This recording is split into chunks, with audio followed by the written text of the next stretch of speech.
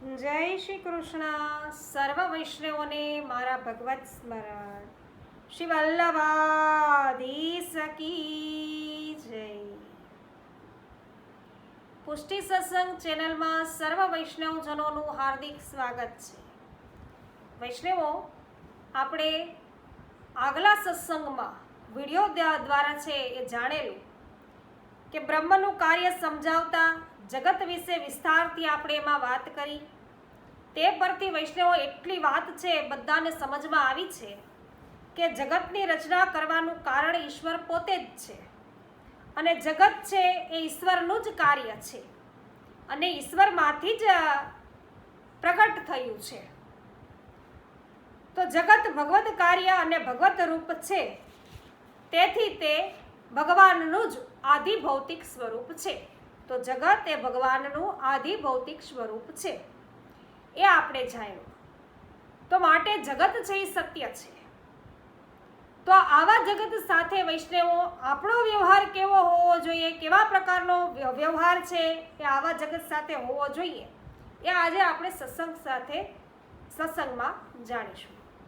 તો વૈષ્ણવો, આપણે સત્સંગ આગળ વધારીએ એ પહેલાં આપ સર્વને વિનંતી કરી દઉં કે પુષ્ટિ સત્સંગ ચેનલ આપ અવશ્ય સબસ્ક્રાઈબ કરી લો, જેથી તમને અવનવા સત્સંગો છે એ આ ચેનલ દ્વારા પ્રાપ્ત થશે. જેમ કે 84 વૈષ્ણવોની વાર્તા, 252 ભગવદીઓની વાર્તા, વલ્લભ આખ્યાન, શ્રી યમુનાજી છે એમના 41 પદો છે ભાવાર્થ સહિત, યમનાષ્ટકનું રસદર્શન.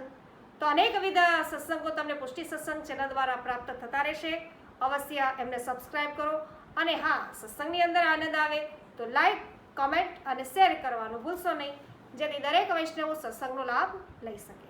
તો વૈષ્ણવો, હવે જોઈએ કે જગત સાથે આપણો વ્યવહાર કેવા પ્રકારનો હોવો જોઈએ. તો જગતનું સ્વરૂપ આપણે જોયું છે વૈષ્ણવો, એ જગત સાથે આપણો વ્યવહાર કેવો હોવો જોઈએ. તો બ્રહ્મ છે એ ધર્મી સ્વરૂપ છે. જગત છે બ્રહ્મનું ધર્મ સ્વરૂપ છે. તો એક એક શબ્દ છે એ સમજવા જેવો છે. બ્રહ્મ ધર્મી સ્વરૂપ છે, જગત છે બ્રહ્મનું ધર્મ સ્વરૂપ છે. જગતની બધી ગતિવિધિ છે એ પરમાત્માના હાથમાં છે. તેમણે જગત પોતાના આનંદ માટે રચ્યું છે. આ મૂળ વાતને સમજીને આ જગતમાં આપણે તે મુજબનો બધો વ્યવહાર છે એ કરીએ તો જીવન છે એ સુખમય અને આનંદમય બને. કારણ મૂળ વાત છે એ સમજીએ અને પછી એ પ્રકારે આપણે જગત સાથે વ્યવહાર કરીએ તો પછી કોઈ પણ પ્રકારની આપદા ન રહીએ. કારણ કે પ્રભુએ જે જગત રચ્યું છે એ તો પોતાના આનંદ અર્થે રચ્યું છે. તો જગતના કરતા હરતા પરમાત્મા છે. તેમની ઈચ્છા વિના એક પાન છે એ પણ હલી શકતું નથી. તો એ સત્યને આપણે સમજતા થયા છીએ પછી હું બધું કરું છું એવો ખોટો ખ્યાલ છે ને મનમાંથી કાઢી નાખવો જોઈએ. પરમાત્માની ઈચ્છાનો સ્વીકાર કરીને પરમાત્મા આપણી પાસે કંઈક કાર્ય કરાવવા તે વિનમ્ર ભાવે છે એ કરવું જોઈએ. કે પ્રભુ કંઈક કાર્ય છે એ આપણી પાસેથી કરાવવા ઈચ્છે છે, તો પ્રભુ જે કંઈ કાર્ય છે એ આપણી પાસે કરાવે વિનમ્ર ભાવે આપણે કરવું જોઈએ. તો આપણી જાતને નિમિત્ત માત્ર છે એ માનવી જોઈએ.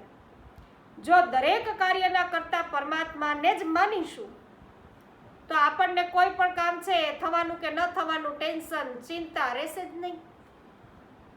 તો કોઈ કાર્ય સારું થાય કે નિષ્ફળ જાય એનું દુઃખ, ઉદ્વેગ, ગ્લાનિ આપણને થશે નહીં. તો આપણા સમગ્ર જીવન અને એના કાર્યોમાં આપણી તટસ્થતાથી એક પ્રેક્ષકની દ્રષ્ટિ છે ને કેળવાશે. ખાલી જોયા કરવાનું શું ચાલે છે, નહીં સુખી થવાનું, નહીં બહુ દુઃખી થવાનું, કાંઈ નહીં. તો પરમાત્મા તેના આનંદમાં પોતાના આનંદ માટે આ જગત રૂપા થયા છે. પરમાત્મા તેમના આનંદ માટે જગત રૂપ થયા છે. એટલે જગત પરમાત્માની ક્રીડાભૂમિ છે. હવે શેક્સપિયરને યાદ કરીએ વૈષ્ણવો, તો એમણે એવું જ કીધેલું ને કે શેક્સપિયર કહે છે કે એ જ પ્રકારે જગત છે એ નાટકનો રંગમંચ છે. અને જગતના સૌ પ્રાણી અને પદાર્થો એ નાટકના પાત્રો છે.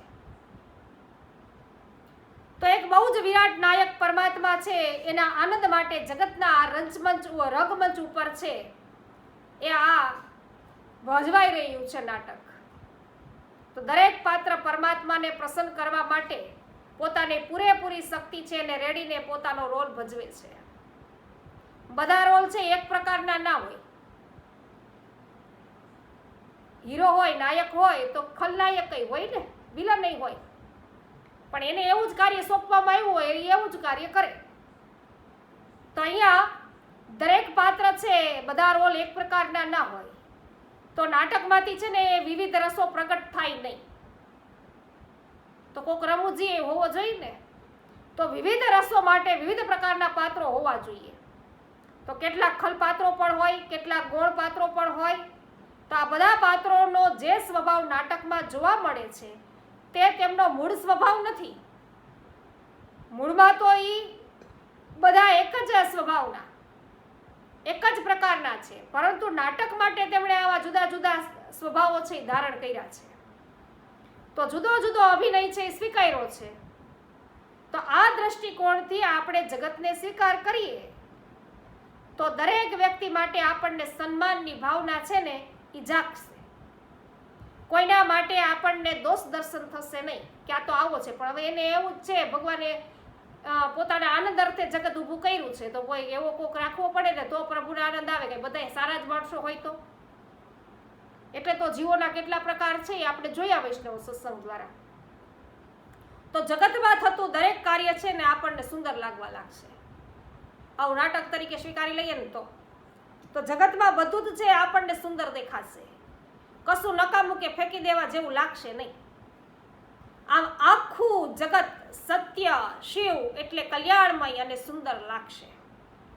અને તેના કારણે જગત સાથેનો આપણો વ્યવહાર નેગેટિવ ન રહેતા પોઝિટિવ બનશે.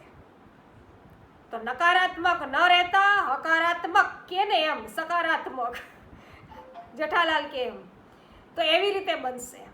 તો ટીકા, ટિપ્પણ, નિંદા, દોષ દર્શન વગેરેથી આપણે છે આપણી જાતને બચાવી શકીશું. અને ગુણ દર્શનથી આપણા મનને પ્રસન્નતાનો અનુભવ થશે. ગુણ દર્શનથી એટલે બધામાં રહેલા ગુણોના દર્શન કરવાના, એના દોષના દર્શન નહીં કરવાના. તો આપણા મનને છે ને પ્રસન્નતા અનુભવાશે.